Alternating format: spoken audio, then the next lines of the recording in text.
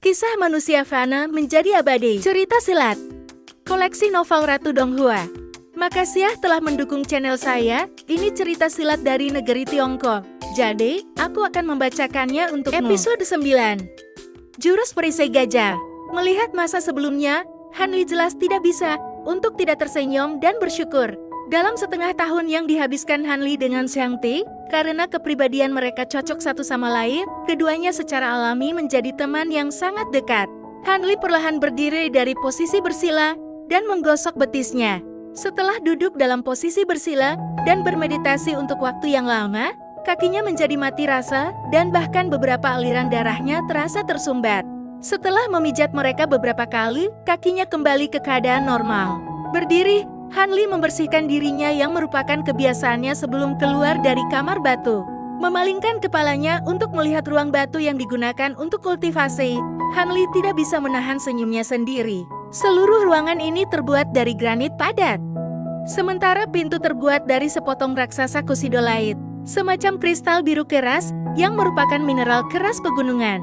Jika manusia normal ingin masuk ke ruangan ini, dia perlu menghabiskan setidaknya 3 jam meretas pintu dengan kapak besar. Dalam sekte 7 misteri, hanya pemimpin sekte, tetua, dan kepala divisi yang diizinkan untuk menggunakan jenis ruang budidaya tertutup ini. Bahkan murid dalam pun tidak diizinkan untuk menggunakannya sesuka mereka. Ruang kultivasi ini dibuat untuk mereka yang berlatih teknik budidaya mendalam untuk menjaga pelatihan mereka terhadap gangguan eksternal dan untuk mencegah penyimpangan energi Qi. Han Li tidak tahu metode apa yang telah digunakan Tabib Mo, tapi sekte entah bagaimana memberinya penggunaan ruang kultivasi batu pribadinya sendiri. Ruang ini dibangun di samping tebing lembah tangan dewa.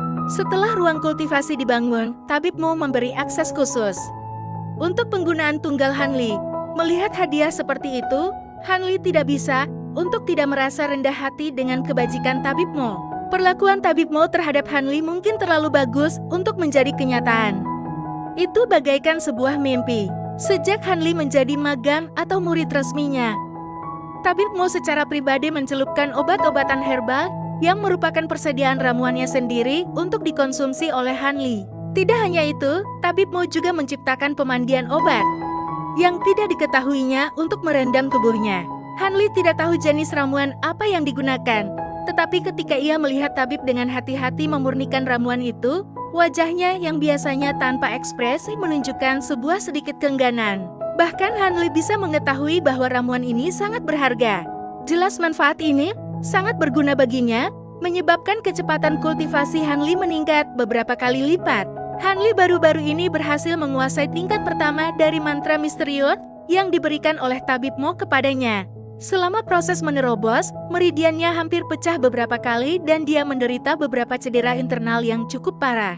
Tetapi berkat keahlian Tabib Mo dalam seni penyembuhan, luka pada meridiannya mudah diperbaiki dan dengan bantuan ramuan obat, Han Li tidak menderita kerusakan serius dan permanen. Setiap kali Han Li bahkan sedikit terluka, Tabib Mo akan menjadi lebih khawatir daripada Han Li sendiri. Kekhawatiran ini tampak terlihat sepanjang waktu saat ia menyembuhkan Han Li, membuat Tabib Mo sangat tegang. Hanya ketika luka Han Li mulai pulih, barulah dia menghela nafas lega. Kekhawatiran Tabib Mo jauh melampaui hubungan normal antara guru dan murid, dan ini menyebabkan Han Li merasa sedikit tidak nyaman tentang situasi tersebut. Jika bukan karena paman ketiga atau fakta bahwa misalnya dia tidak ada pernah keluar dari lembah dan hanya di lingkungan ini, Han Li bakalan berpikir bahwa Tabib Mo sebenarnya adalah kerabatnya yang sudah lama tidak bertemu berdasarkan perhatian yang telah ditunjukkan kepada Han Li. Berjalan keluar dari ruang budidaya, Han Li dengan malas meregangkan tubuhnya dan berjalan menjauh dari tebing. Setelah ia menjadi murid resmi, Han Li dan Xiang Ti pindah dari tempat awal mereka ke rumah pribadi mereka. Saat ia melewati kamar Xiang Ti, Han Li melirik ke dalam. Ternyata Xiang Ti tidak ada di dalam. Han Li berpikir bahwa dia mungkin berada di bawah air terjun merah Kirmizi, mengembangkan teknik bela diri barunya. Setelah pemeriksaan tes, Tabib Mo menginstruksikan Han Li untuk terus berlatih rapalan mantra kuno dan menolak untuk mengajarinya seni bela diri. Namun, dalam upaya menenangkan Han Li, Tabib Mo secara pribadi memberi pengarahan pada Han Li dalam seni penyembuhan tanpa menahan apapun. Setiap kali Hanli memiliki pertanyaan tentang obat-obatan, Tabib Mo akan menjawab dengan segera.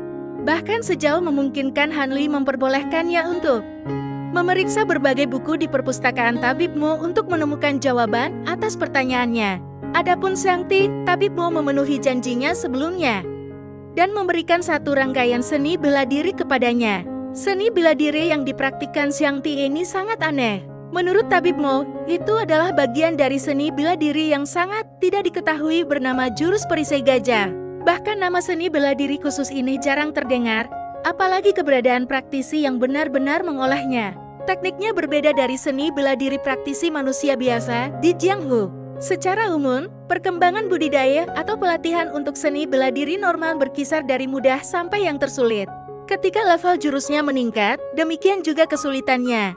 Dengan demikian, semakin tinggi levelnya, semakin banyak upaya yang diperlukan seseorang untuk mencapai terobosan. Teknik seni bela diri khusus Xiangti dibagi menjadi 9 tingkatan, dengan 3 lapisan awal paling mudah untuk dikembangkan, mengikuti prinsip yang sama dengan seni bela diri normal. Namun, mulai dari lapisan keempat, kesulitan menerobos jurus selanjutnya meningkat ke tingkat yang mengerikan. Selain menderita serangan balasan atau efek sampingan yang luar biasa, yang disebabkan oleh berlatih jurus perisai gajah. Banyak pembudidaya yang mengolah seni bela diri ini tidak tahan dalam menanggung rasa sakit yang sangat luar biasa dan akan menghentikan perkembangan mereka di tingkat keempat. Setelah menembus dari lapisan atau tingkat ke-6 sampai ke-7, tidak akan ada lagi hambatan dan kultivasi akan jauh lebih lancar. Satu-satunya kelemahan adalah bahwa kultivator atau pembudidayanya mesti menderita serangan bulanan rasa sakit yang hebat. Ini mengintimidasi banyak orang yang berkeinginan untuk mengembangkan jurus perisai gajah, mengakibatkan teknik seni bela diri khusus ini perlahan-lahan sekarat. Teknik kultivasi seni bela diri ini sangat aneh. Ketika mencapai level yang cukup tinggi, kekuatannya akan benar-benar mencengangkan. Dikatakan bahwa mereka yang mencapai lapisan ke-9 memiliki tubuh sekuat batu permata. Mereka tahan terhadap semua senjata, bahkan api dan air. Bahkan serangan pukulan telapak tangan, teknik golok, dan bilah pedang yang kuat tidak akan bisa melukai mereka. Tetapi yang membuat orang paling iri adalah setelah mengembangkan teknik seni bela diri ini, praktisi akan mendapatkan kekuatan yang luar biasa bagaikan gajah. Setelah mencapai level yang cukup tinggi, kekuatan mereka tidak akan terbatas. Mereka mampu menangkap serigala hidup dan merobek harimau, serta prestasi lainnya yang tak tertandingi. Mereka yang pernah mendengar teknik ini takut dan memujanya. Selain pencipta seni bela diri ini, tidak ada individu lain yang berhasil mengolahnya sampai tingkat ke-9. Legenda mengatakan bahwa pencipta seni bela diri ini terlahir tanpa rasa sakit. Itulah alasan mengapa dia bisa menciptakan seni bela diri sesat dan mengeksekusinya dengan potensi terbesarnya.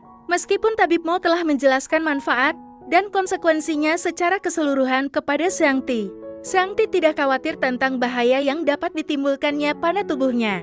Dia mendambakan kekuatan yang bisa diungkapkan oleh jurus perisai gajah dan berjanji untuk mengolahnya dengan terus mendalami teknik seni bela diri ini. Tanpa mencari teknik lainnya yang cocok untuknya, Xiangti sudah mencapai puncak lapisan pertama dalam 2 bulan. Untuk menembus lapisan pertama jurus perisai gajah, Tabib Mo menyarankan bahwa setiap sore, Xiangti harus pergi ke air terjun puncak Irmizi dan berkultivasi di bawah derasnya jatuhan air yang bertubi-tubi. Menurut Xiangti, metode ini benar-benar memiliki efek yang berhasil. Perbedaan antara puncak lapisan pertama ke lapisan kedua hanya setipis kertas. Dan selama dia bekerja sedikit lebih keras, dia akan memecahkan kemacetan dengan relatif mudah. Cerita selanjutnya di episode 10. Judulnya Botol Misterius.